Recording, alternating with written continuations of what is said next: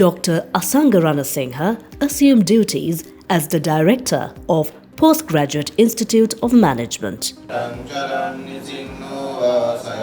Dr. Ranasinghe is a highly qualified, well-experienced professional with a breadth of exposure, experience and proven leadership success both in Sri Lanka and internationally in the fields of marketing, sales and customer development, supply chain, manufacturing and R&D.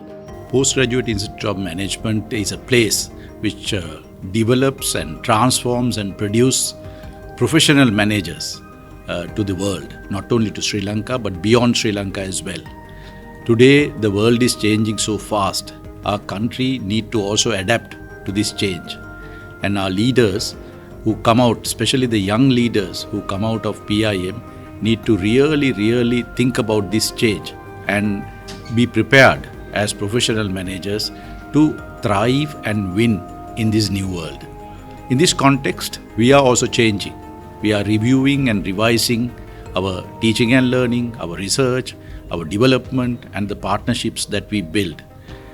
PIM is on a journey to be the business school for the new world.